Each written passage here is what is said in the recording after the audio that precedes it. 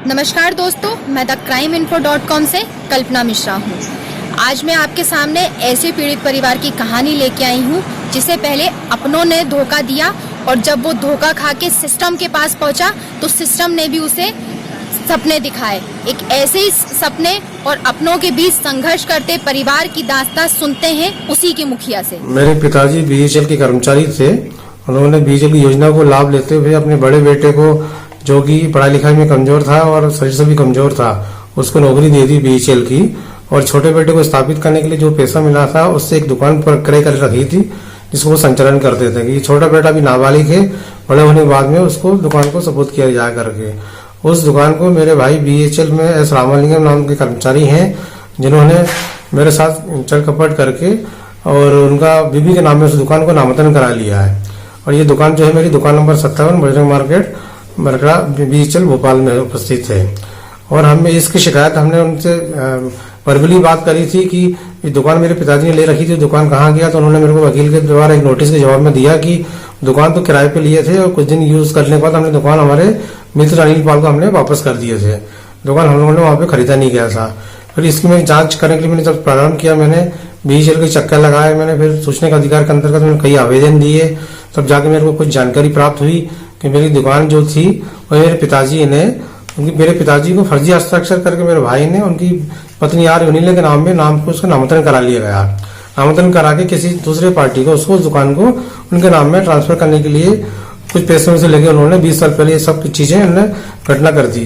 जब मैंने इसकी पूरी जानकारी निकाल के हमने पूछा तो उन्होंने बोला कि ये ऐसा हमने कुछ नहीं किया, आपके पास प्रूफ हो तो पेश करो, जो करना कर सको। हमने थाने में शिकायत की है, कभी अवधपुरी थाना गए, कभी पिपलानी थाने गए, तो कभी गोविंदपुरा थाना गए, सुनवाई नहीं हो रही क्योंकि दुकान जो है बरखड़ा में है और घटना स्थल जो है पिपलानी में है, तो कोई कार्रवाई नहीं हो रही थी। पुलिस उसको जानबूझ के लेट लतीफ कर रही थी क्योंकि मेरे भाई के पास राजनीतिक संरक्षण उपलब्ध है, पैसे के बाहुबली आदमी है। तो फिर मैंने कमिश्नर ऑफिस के चक्कर लगाए, एसपी ऑफिस के चक्कर लगाए, बड़े अधिकारी को मैंने पूरी प्रूफ मैंने पेश किया। मेरे पिताजी की असली साइन ये है और ये डुप्लीकेट साइन किया हुआ मेरे पिताजी का, और ये प्रॉपर्टी इस तरीके से उन्होंने मेरा प्रॉपर्टी को अपनी बीवी के नाम में नामांकन कर चुके हैं। उसके बाद जब कार्रवाई प्रारंभ हुई तो 1 फरवरी को पिपलानी थाने में आर यूनिले के नाम से एफआईआर दर्ज किया गया। उसमें पूरी कथन दिया हुआ कि दोनों मियां बीवी ने मिल के छल कपट करके 480 करके साइन करके मेरे पिताजी की डुप्लीकेट साइन करके लोगों ने पूरी योजना तरीके से लोगों ने अपने बीवी के नाम में नामांकन करा लिया गया था। उसके बाद मैंने आज इतने दिन हो गए, कम से कम महीना 2 महीने होने वाला है, अभी तो पुलिस कार्रवाई के नाम पर बस अपनी फॉर्मेलिटी करती चली आ रही है। पूछो तो बोले जांच चालू है, अभी तक मुझे न्याय नहीं मिला मेरे को इस संबंध में। अब मैं कोर्ट की चक्कर लगाऊं, मेरे पास इतनी स्थिति नहीं है। मैं पत्रकारों के पास में जाऊं, पेपर में जाऊं, सभी जगह मैं चक्कर लगा रहा हूं, अधिकारियों के पास जा रहा हूं, शासन प्रशासन को भी, कलेक्टर को भी आवेदन दिया मैंने। अभी तो कोई भी उचित कार्रवाई, एकदम से अभी कार्रवाई नहीं हुई इस मामले में। और एफआईआर दर्ज होने के बावजूद भी वो खुलेआम घूम रहे हैं, उनको धमकी दिया जा रहा है और बोले कुछ भी कर लो, कहीं भी चले जाओ, शिवराज सिंह चौहान मुख्यमंत्री के पास भी चले जाओ, कोई कार्रवाई नहीं होने वाली है, हम सबसे निपट लेंगे। इस तरीके से बातें किया जा रहा है। मैं बहुत ही अंदर से मेरा मनोबल टूट चुका है, मैं अंदर से बहुत तरीके से मैं परेशान हूँ। और हमारा तो सुना आपने कि आदि मूलम किन आर्थिक परेशानियों के बीच जूझ रहा है। ये तो आर्थिक परेशानियों के बीच सिर्फ मुखिया जूझ रहा है, लेकिन उसकी पत्नी इस आर्थिक परेशानियों की वजह से कौन से अवसाद में चली गई है, ये सुनते हैं उसी की जुबानी। मेरा जेठ ने मेरे को परेशान कर रहा है, हमको ऊपर आने नहीं दे रहा है। पैसा हमारी का पूरा पैसा उनके पास चला गया, प्रॉपर्टी उनके पास चला गया। हम धीरे धीरे वो कानून के हिसाब से हम चल रहे हैं, फिर भी कहीं भी मेरे को रास्ता नहीं मिल रहा है। एक लैंग्वेज का प्रॉब्लम एक है, हम कुछ जान का भी खतरना आ गया।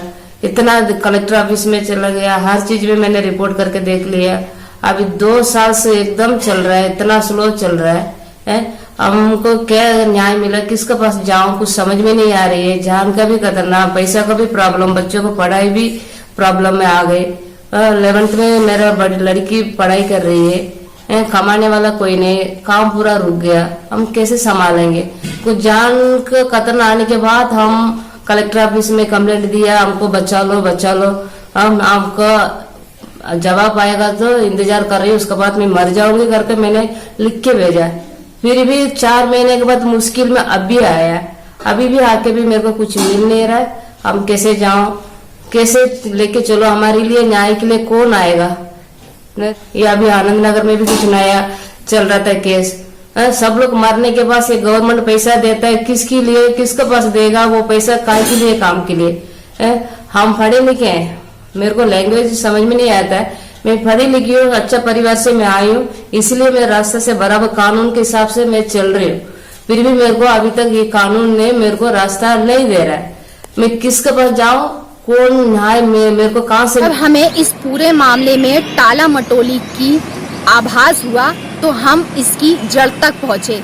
उस जड़ में पहुँचने के बाद हमें ये हासिल हुआ कि इसमें राजनीतिक पार्टी के एक नेता के बेटे का नाम सामने आ रहा है। उसी नेता के कब्जे में आदिमूलम की संपत्ति है। उसी संपत्ति को हासिल करने के लिए आदिमूलम अपनों से लड़ाई लड़ रहा है। हम जब ये पूरी जांच पड़ताल करते हुए आरोपी पक्ष यानी कि आर वेनिल्ला के पास पहुंचे तो उन्होंने अपने पक्ष देने की बजाय हमारे ही खिलाफ अवधपुरी थाने में शिकायत दर्ज करा दी। उस शिकायत के बाद जब हमारे पास वहां के अधिकारी का फोन आया तो वो हमें इस पूरे मामले से दूर रहने की सलाह देते दिखाई दिए। आदिमूलम का यह भी आरोप है कि उसका भाई भेल में नौकरी करता है। पूरे दस्तावेजों में हेरफेर करने के लिए उसने अपने पद का गलत इस्तेमाल किया है। ये कितना गलत है और कितना सही है, इसे जानने के लिए जब हमने भेल के जनसंपर्क अधिकारी राघवेंद्र शुक्ला से उनका पक्ष जानना चाहा तो उन्होंने इस पूरे मामले से अपना पल्ला ही झाड़ लिया। इस पूरे मामले की एफआईआर पिपलानी थाने में दर्ज है। उसी मामले का स्टेटस जानने के लिए जब हमने थाना प्रभारी अजय नायर से बातचीत करी तो उन्होंने हमें ये बताया कि भेल से उन्हें वह दस्तावेज प्राप्त नहीं हुए हैं, बल्कि उन्हीं दस्तावेजों को प्राप्त आदिमूलम ने आरटीआई के जरिए हासिल कर। आदिमूलम से आपने सुन ही लिया होगा कि उसके अपने और ये सिस्टम उसको किस तरीके से ये संघर्ष भरी जिंदगी में जीने को मजबूर कर रहा है। ये पूरी पेशकश आपको हमारी कैसी लगी जल्दी बताइएगा। तब तक के लिए नमस्कार दोस्तों।